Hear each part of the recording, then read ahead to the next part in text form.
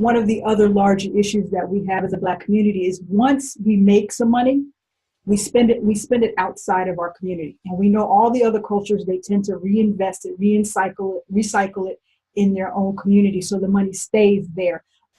Once the Black business owner starts a business in the Black community, or they buy real estate in a Black community, what do we need to do collectively to keep money in our own community?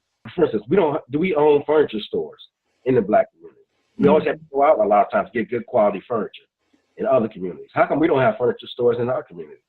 So I think the connotation is that we don't provide great service like other communities do.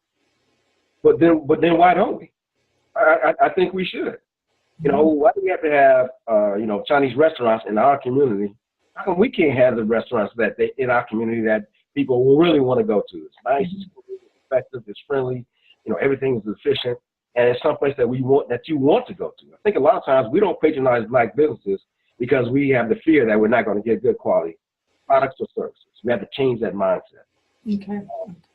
Because other people are coming in and getting it done. So I think we have to change the mindset of the consumers, but the consumers' mindsets will change if the small business Black owner changes their model. In some cases, I'm not putting it as a blanket statement. That's where the debate comes. So if I put a business in a Black community and then it's not doing well, it's not being patronized, then I'm going to take it out of that community and put it somewhere else. Okay. So I think the small business community and the small business Black community needs to look and see, am I providing the product or services that will sustain my community and do it well?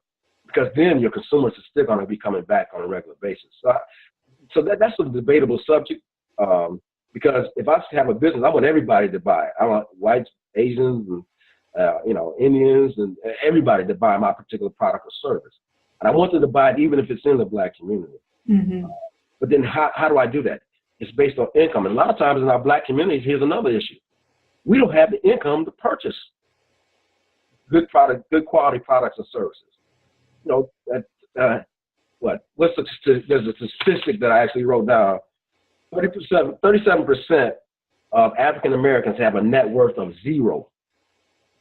Zero. There's a Wall Street Journal article that came out and said that. So if you get a net worth of zero, and I'm in the Black community, how can I afford to go and buy furniture from the Black furniture store around the corner? So that's a problem. More than half of the people who are born in poverty remain in poverty. Mm-hmm. Half of the people who are born in poverty will remain in poverty. So you're talking about putting a Black business in a Black community which doesn't have the income to support the Black business. Okay.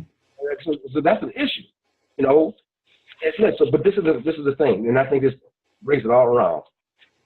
Minority business owners have a better chance of being wealthy than those who don't own a business.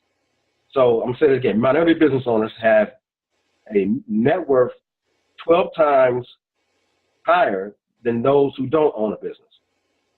Does that make sense? Yes. Okay. If I'm a minority business owner, my net worth is 12 times higher than it would be if I did not own a business. Okay. So the data is clear. We got to get into business. We got to get into business. I don't care what kind of business it is. You got to be a small business owner or have additional streams of income. And then we can pull those people. Remember I said 37% have a net worth of zero.